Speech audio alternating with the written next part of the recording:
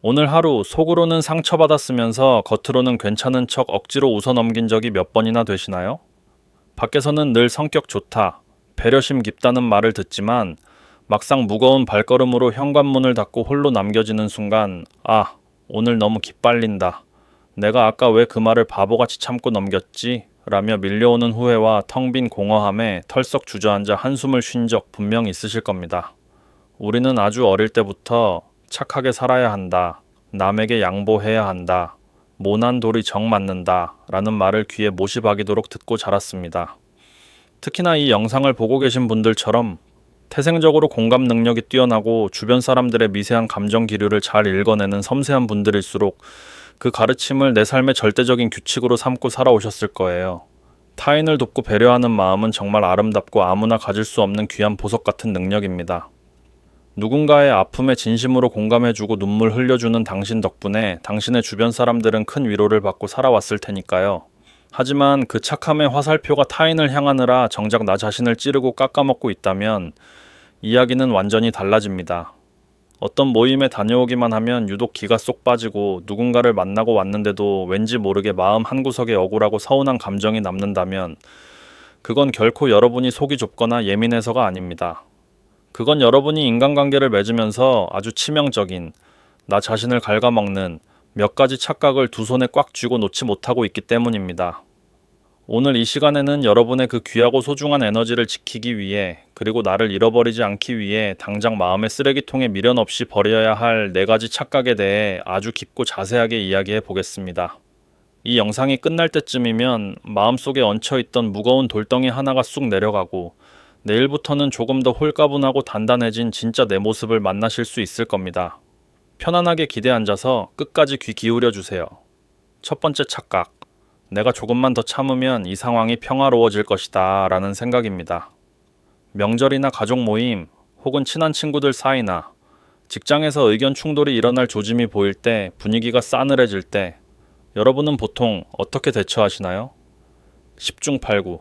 에휴, 나 하나 그냥 입 다물고 양보하면 조용히 넘어갈 텐데 뭐. 괜히 긁어 부스럼 만들지 말자라며 목구멍까지 올라온 내 진짜 속마음을 꿀꺽 삼켜버리실 겁니다. 내가 한번 꾹 참고 넘어가면 큰 소리 날 일도 없고 모두가 웃으며 좋은 분위기를 유지할 수 있을 거라고 굳게 믿으니까요. 그런데 우리 솔직해져 볼까요? 그렇게 참아서 정말 마음이 평화로우셨나요? 겉으로는 고요하고 화목해 보일지 몰라도 여러분의 마음속 깊은 곳에는 왜 나만 매번 이렇게 희생해야 하지?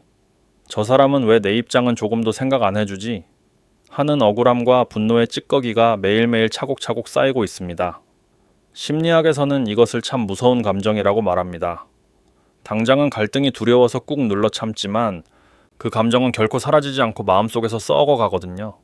그러다 결국 나도 모르는 사이에 상대방을 향한 차가운 눈빛, 퉁명스러운 말투 혹은 무표정으로 툭툭 튀어나오게 됩니다.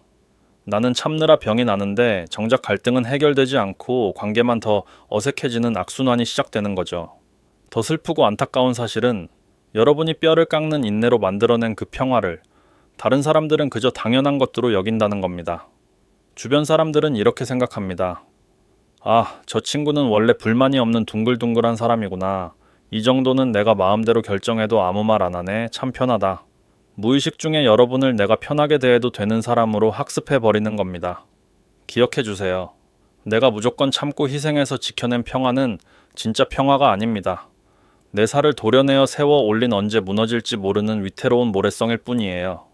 이제는 무조건 내가 참아야지라는 그 지독한 습관의 고리를 끊어내셔야 합니다. 화를 내거나 싸우라는 말이 아닙니다. 아주 부드럽고 차분하지만 단호한 목소리로 나는 조금 다르게 생각해. 그렇게 하니까 내 마음이 조금 서운하네 라고 표현하는 연습을 오늘부터 당장 시작하셔야 합니다.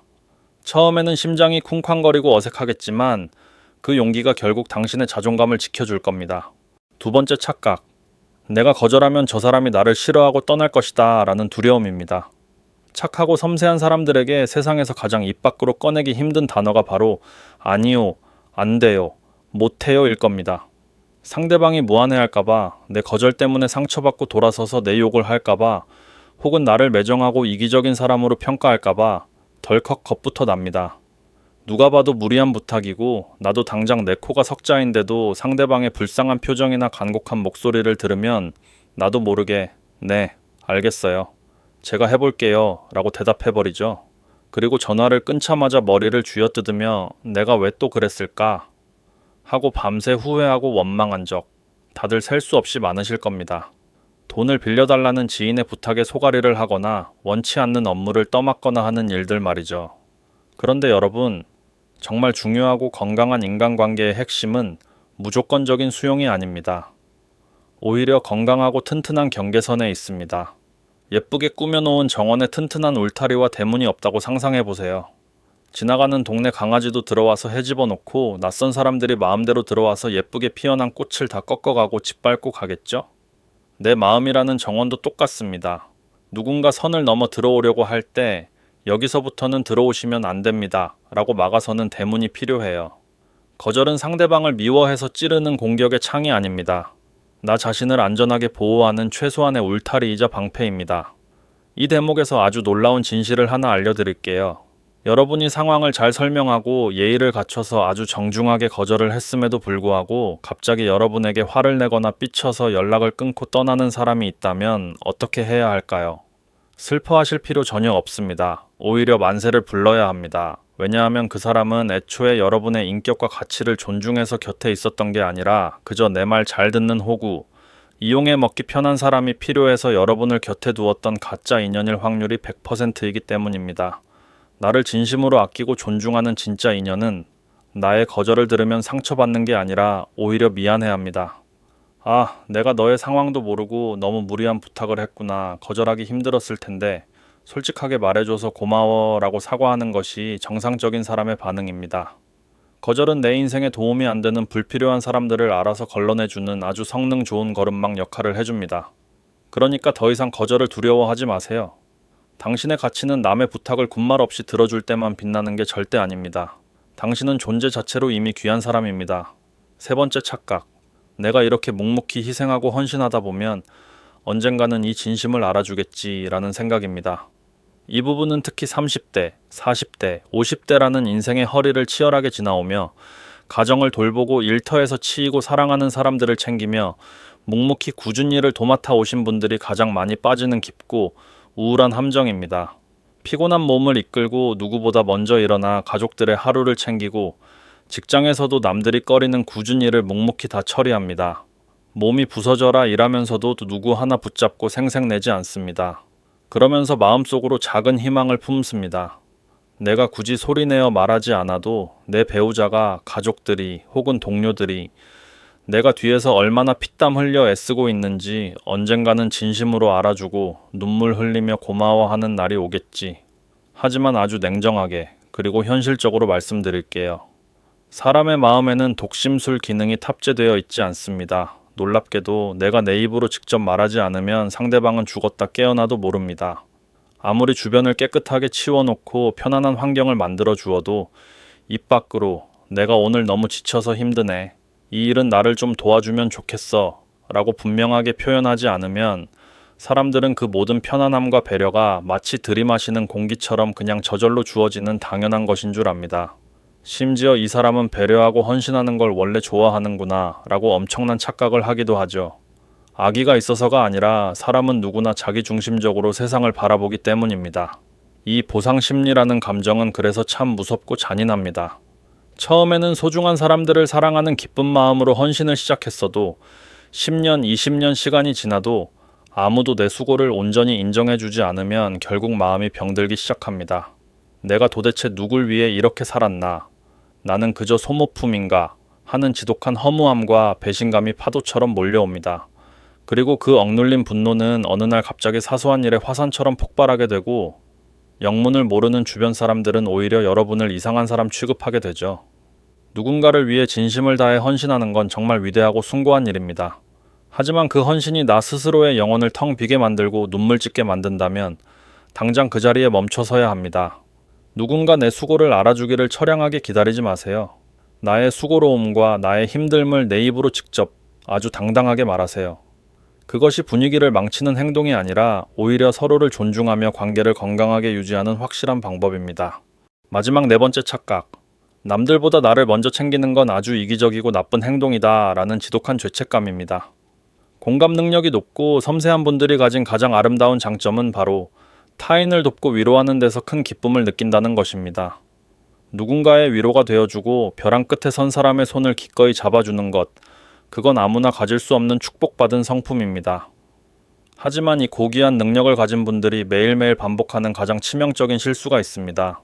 바로 내 마음의 배터리가 바닥나서 0% 상태인데도 불구하고 꾸역꾸역 내 살을 깎아서 남에게 에너지를 나눠주려고 애를 쓴다는 겁니다. 나를 위해서는 적은 돈 쓰는 것도 덜덜 떨며 아까워하면서 지인들에게는 비싼 밥을 사주고 선물을 안겨주며 묘한 씁쓸함을 느껴본 적 있으시죠? 내가 나를 뒷전으로 미루는 것이 습관이 되어버린 겁니다. 우리가 비행기를 탔을 때를 한번 떠올려 볼까요? 산소 마스크가 위에서 뚝 떨어졌을 때 승무원들이 뭐라고 안내하나요? 옆에 있는 사람이 숨을 못 쉬어 괴로워하더라도 반드시 본인의 마스크를 가장 먼저 착용하신 후 노약자를 도와주십시오 라고 강력하게 경고합니다. 내가 산소를 마시고 온전하게 숨을 쉴 수 있어야만 내 소중한 사람도 제대로 살려낼 수 있기 때문입니다.